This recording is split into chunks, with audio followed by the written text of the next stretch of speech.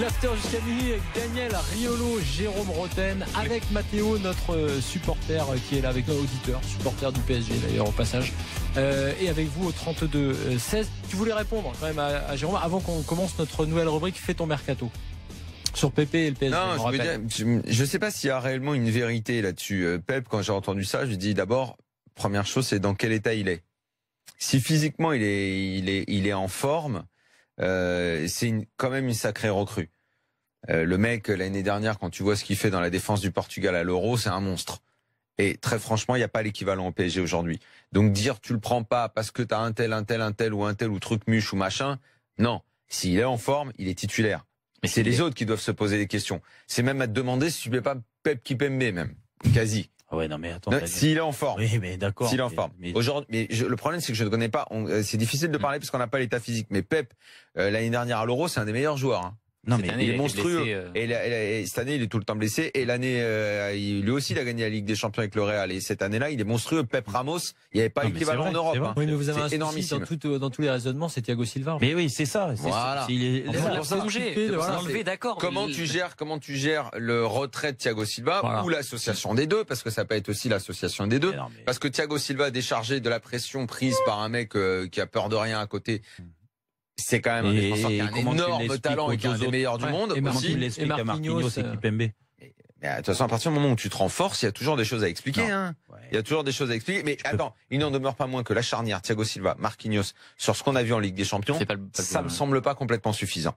Ouais. C'est pas du niveau de ce qu'a le Real.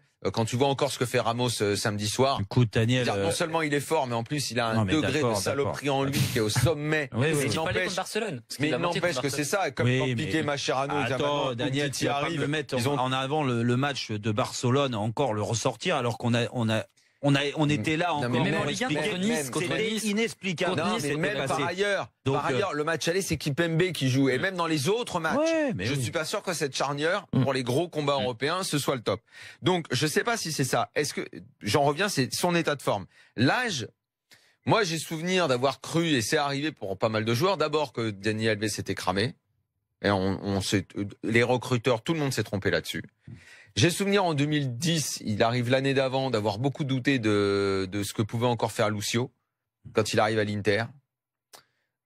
Et il est de 78, donc il a 32 ans au moment où il gagne la Ligue des Champions avec l'Inter.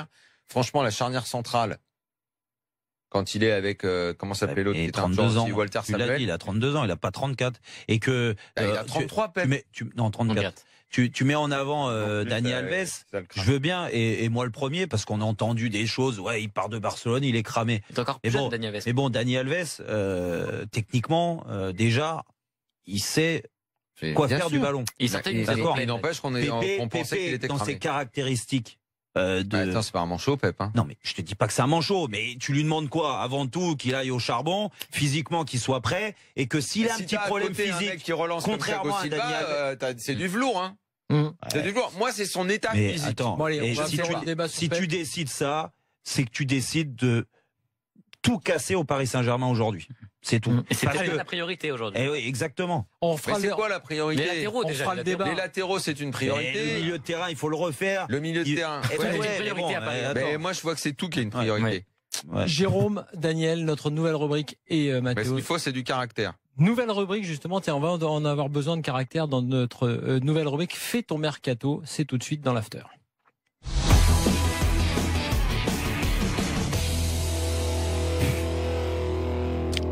Le retour de notre jingle mythique avec Antoine, qui est supporter de Guingamp. Salut Antoine. Salut monsieur. Et qui va être ce soir le directeur sportif de Guingamp. Et Pierre, supporter de Lyon. Salut Pierre. Salut Flo, salut Daniel. Salut Jérôme. Salut. Directeur sportif donc de Lyon ce soir. Il n'y en a pas de toute façon, donc ça tombe bien. À Lyon, tu vas être le directeur sportif. Il y en a un peut-être à venir. Mais pour l'instant, il n'y en a pas officiellement. On va donner la priorité au moins bien classé. Guingamp, Antoine, tu es directeur sportif de Guingamp. On rappelle les règles, très simple. Tu as le vrai budget de Guingamp. Tu peux te séparer de joueurs, tu peux recruter et tu essaies de nous concocter une belle équipe, un beau mercato 2017. Et on va te noter à l'issue de ce mercato. Vas-y Antoine, directeur sportif de Guingamp. Je vous remercie. Déjà, juste une petite précision. On finit moins bien classé que Lyon, mais on les bat 3 fois dans la saison. Donc, déjà, on aurait pu laisser la parole d'abord à l'auditeur lyonnais. Alors déjà, en tant que directeur sportif, première chose à faire, c'est restructurer le club. La cellule de recrutement, qui est juste composée de Stéphane Carnot là. Donc c'est une espèce de Flo Maurice breton avec une balade avec son camping-car un peu partout en Europe. Première recrue, Jonathan Macardy, spécialiste Amérique du Sud. Donc, et je le paye pas à la pige. Hein. Tu le payes pas du tout, c'est ça que tu veux dire? Non. Un regard à faire parfait. Donc déjà je le prends. D'accord. Sinon, c'est un scout. Alors, un scout. On a une valeur marchande assez importante. Hull City avait proposé 10 millions d'euros sur Salibur fin janvier. Le deal, c'est qu'il parte. Donc, on va pas faire la même erreur qu'avec Claudio Beauvu. On va pas le vendre 3 millions à Lyon. Hein, toujours les Lyonnais. Donc, cette fois-ci, pas de sentiment. Si on peut le vendre 10 millions en Angleterre, même en D2 anglaise, on le vend. Ok. Avec ces 10 millions, il y a 2-3 priorités. Déjà, on a perdu Marcal et Lévesque arrière-gauche cet été. Donc, Florent, c'est important quand même d'être bien vu par les journalistes. Donc, attends, t'as perdu qui pour l'instant là? Pardon, vous dites? T'as perdu Lévesque et Marsal. Vraiment? Il est parti là. Marsal, il est parti?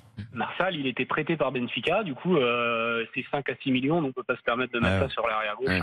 Ouais. Donc, pour faire plaisir à Florent et être bien vu de l'after, je vais aller chercher Miguel, l'arrière-gauche du Tour. Très bien, très bon choix. Voilà, attends, mais j'entends pas bien, moi. Miguel, il va prendre Miguel qui est un arrière-gauche de Tours et qui est un très bon latéral de Ligue 2. Tour. Ah oui, mais bon, il a raison. Tu verras en entendre parler de Miguel. Ouais, c'est une espèce de Rafael Guerreiro qui est franco-portugais et c'est un peu le même style là. Ouais, en plus fort. Très bien, il est pointu en quoi. Bien. Raphaël Guerreiro, sinon, je reste à Tours. Bouanga, qui est prêté par Lorient. Normal. Pour remplacer Salibur côté droit, ça me paraît pas mal aussi. C'est ton ami en fait, c'est pas c'est un tourangeau le mec. Il y a pas de Florent, je veux aussi partir à Strasbourg, faire plaisir à Gilbert. Donc Boutaïb est en fin de contrat. Un petit neuf pour remplacer Mendy, qui a des envies de départ au bout d'un an déjà chez nous. Donc pareil, Mendy, pied carré, 1m90, 85 kg, bon de la tête. On le vend en D2 anglais. Si on peut en prendre 3-4 millions, c'est pas mal. Ou sparring de Tony Yoka, il en cherche. Ouais, ou alors, comment il s'appelait le basketteur de Monaco, là? Il y a 2 ans. Traoré. Lassina Traoré, ouais. Charnière centrale, Carbrat Sorbon, ça se fait un peu vieux. Bodmer qui est venu pour 6 mois pour faire 3-4 kilos. Finalement, il en a pris 3-4 en mangeant des galettes saucisses. C'était pas terrible. Du coup, Abdoulaye Diallo, le prêté par Monaco, il a besoin de temps de jeu. Il est barré par Jemerson, Glick et Radji à Monaco. Donc lui, ça pourrait être pas mal. Un petit club comme Guingamp qui joue au milieu de tableau. À droite, c'est bon, on est booké. Au milieu, ça vous a peut-être échappé, mais on a recruté déjà une petite pépite sud-africaine qui joue au Danemark, qui s'appelle Firi. Ça nous avait échappé. Donc voilà, ça t'arrive pas d'éloge dans la presse. Hein. C'est des comparés à Jean-Michel Seri déjà et à Iniesta, donc rien que ça. Devant, Jimmy devant, t'as déjà Bouanga, Boutaïb. Oui, mais avec Jimmy Briand, Marcus Soko, ça me paraît pas mal. J'ai vu que Peter Crouch était libre, mais 36 ans, 2m02 et le visage toujours aussi rouge. Je sais pas s'il ferait quelque chose chez nous. Il serait raccord avec les supporters, quoi. Au niveau du staff, je pense qu'il faudrait adjoindre 2 adjoints de plus à Kambouaré, Alain Bogossian pour les parties de golf du lundi matin, ça c'est intéressant. Et Stéphane Guivarch, on ferait revenir de sa retraite piscine pour la récupération du dimanche matin, parce que lui, la récupération, après les soirées, il savait faire. Voilà. D'accord. Ça me paraît pas mal. Bon, écoute, c'est très clair. Mais finalement, t'as vendu qui? Alors, t'as vendu Salibur? Salibur, 10 millions d'euros. Ça te suffit? On a perdu Marcal arrière-gauche. Il y avait plein de fin de contrat. On vivait sur les prolongations de contrat de l'Ergour-Venec, Lemaître, Lévesque, tout ça, ça part. C'est bien, Antoine. Potentiellement Mendy. Qui peut c'est clair. Bon, c'est pas mal. Il y a de la Ligue 2, il y a de la Ligue 1, il y a du prêt, il y a de la vente. Ça marche. Pierre, supporter de l'OL et directeur sportif d'un soir pour Lyon. Attention, c'est à toi. Est-ce qu'on va ouvrir le dossier de l'entraîneur ou pas? Si tu gardes Genesio, moins 2. Vas-y, Pierre. Exact. Bon, de toute façon, le dossier commence comme ça. Évidemment, la priorité que j'arrive demain à l'OL, c'est changer l'entraîneur. Donc moi, je mets une doublette un peu qui donne envie un petit peu à tout le monde de regarder l'OL. Et donc, je mets une doublette Marcelo Gallardo entraîneur et Juninho en directeur sportif. Ça, c'est le premier point qu'il y a à faire. Ensuite, moi, je fais l'inverse de Guingamp. Je commence par mon staff. En effet, je m'aperçois que l'année dernière, on avait la bonne idée de prendre Pintus, qui est parti au Real. Et puis, bizarrement, le Real, ils ont fini avec la meilleure équipe physiquement. Donc, j'essaye de partir du principe que cette année, il faut vraiment pas souper sur le physique et que c'est comme ça qu'on réussit une saison. Évidemment, dernier point, c'est que je vis. Sauf que t'as pas une idée de nom précis. Alors non, au niveau là-dessus, je t'avoue, au niveau du physique, un prépa physique de qualité, quoi. Voilà, exactement. Qui jette pas son chrono sur le terrain. On a pensé à la même chose. Voilà, enfin. Là, il était bon, quand même, Guyverne. Il faut qu'on arrête avec les blessures, il faut qu'on arrête de se plaindre de ça. Il faut partir du principe que les grands clubs qui réussissent, c'est vraiment en fin de saison qui sont forts physiquement et qui gagnent les matchs. Une fois qu'on a mis ça en place, évidemment, par le mercato, malheureusement, cette année, on a raté la Ligue des Champions. Donc, évidemment, il va falloir qu'on fasse des bénéfices sur les transferts pour compenser cette perte d'argent. Évidemment, ma priorité du mercato, c'est de vendre mes 2 joueurs forts, quoi. Lacazette et Tolisso. Je suis obligé parce qu'aujourd'hui, ils ont envie de quitter le club, parce qu'ils ont une grosse valeur marchande. Donc, je commence par vendre tout de suite ces 2 joueurs-là très rapidement. T'évalues à combien les 2 ventes? Alors Tolisso, je mets 40 millions parce que ça va avec le marché anglais, les prix flambent très rapidement. Et puis Lacazette, c'est les prix qu'on entend, on va pas autant 60 millions d'euros. Donc il y a déjà un petit billet de 100 qui rentre dans les caisses du club pour pouvoir faire un mercato efficace.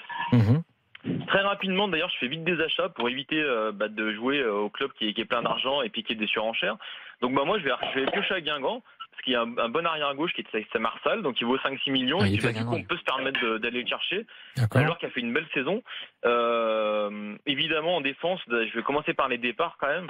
Il y a 3 joueurs que je vends en défense. C'est Mbiwa, parce qu'il est dépassé, que voilà, j'en espère 5 millions d'euros. Il y a Ribus, qui s'est jamais adapté à l'OL. On lui a peut-être pas donné sa chance, pareil. J'en espère 5 millions d'euros.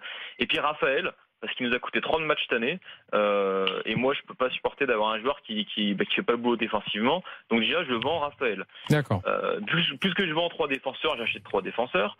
Marsal, donc l'arrière-gauche, on vient d'en parler. J'achète Ricardo Pereira de Nice. Parce que pareil, il est à Porto. Porto a besoin de vendre. Je pense que ça peut être une belle opportunité. Je suis prêt à mettre 10 millions d'euros sur la table. Parce qu'il peut jouer à droite, il peut jouer à gauche. Évidemment, je garde Jallet. Et puis il y a un petit jeune qui est au Havre, on en entend parler, il s'appelle Mendy. Donc ça c'est pareil, je mets un petit billet de 5 millions pour un petit peu rajeunir ma défense. Et puis donc m'appuyer quand même sur la charnière de l'année dernière. Je pense qu'il y a du potentiel, même si évidemment c'était un point faible. Mamana Diakebi avec Nkoulou, à eux 3, je pense qu'ils peuvent faire le. Tu gardes cette charnière? Ouais, je garde sa charnière parce que Mamana, je pense qu'on l'a pas encore donné sa chance. Diakabi, je le trouvais très bon. Moi, il m'a rassuré l'année dernière parce qu'il marque des buts de la tête. Son truc, c'est d'éviter que tu en prennes trop quand même, parce que c'est pas pour les 2 buts de la tête qui t'a planté que. Moi, en tout cas, je pars là-dessus, Daniel, sur le principe que la défense, certes, elle était mauvaise l'année dernière. Ça a été la pièce, c'était horrible. Il a changé. T'as eu Marsal, Ricardo Pereira. Après, les latéraux, voilà, je pars du principe que c'était les latéraux. C'est là ce qui était préoccupant.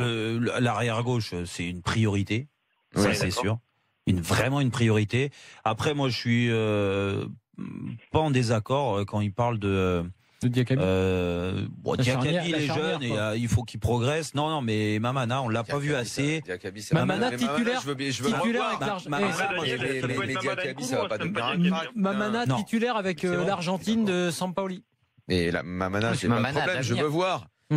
Alors, Diakabi, c'est de la cabine de, comment il s'appelait, le gars qui était à Guingamp, qui est venu chez eux pendant les années, là. Daniel, on parlait d'entreur. Là, comment c'était l'auditeur déjà? Pierre, il parle d'entraîneur, le mec qui sent le ballon, quoi.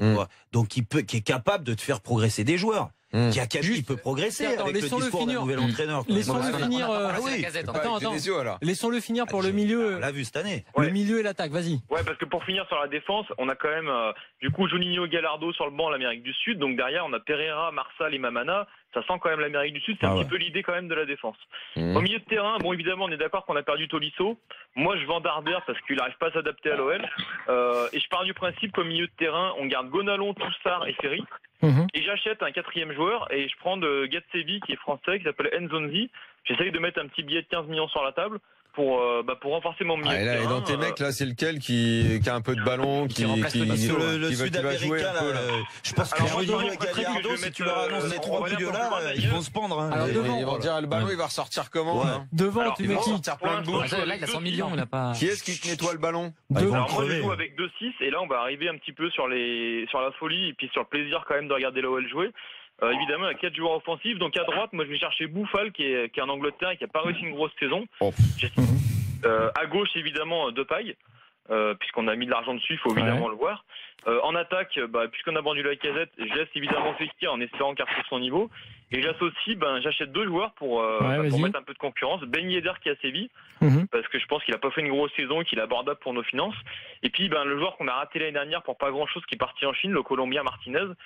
Qui est un excellent joueur, qui a des stats excellentes pour un jeune joueur comme ça. Alors, Pierre, qu'on peut avoir. On est très pressé, donc c'est bon. Vous avez fait chacun votre équipe. Il faut noter nos 2 directeurs sportifs sur 10, de 1 à 10. Antoine, le directeur sportif de Guingamp. Jérôme, tu lui mets quelle note?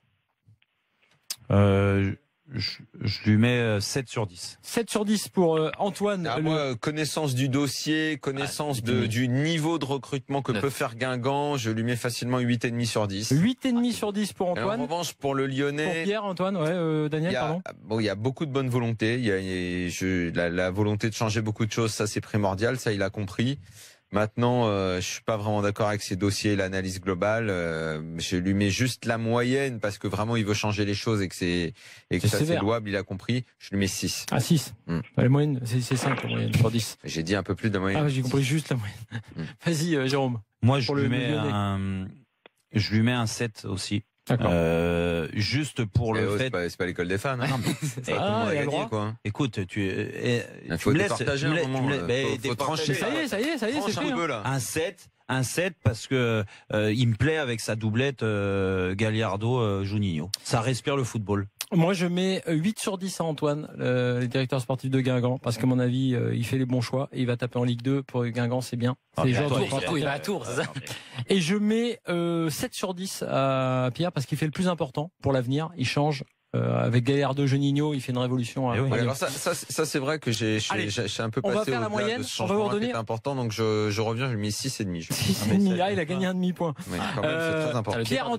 Pierre et Antoine, on vous remercie. Vous avez été bons, hein. Franchement, très bon début. Les deux, bravo. Très bon début. On va refaire la moyenne. Et puis chaque soir, il y aura comme ça un directeur sportif virtuel d'un des clubs de Ligue 1. L'after revient juste après 23h. On va parler de foot allemand avec David Lorto et on va aussi parler du Qatar avec un spécialiste. Vous savez qu'il y a beaucoup de choses qui bougent en ce moment au Qatar. On va voir si ça a des conséquences sur le sport. À tout de suite.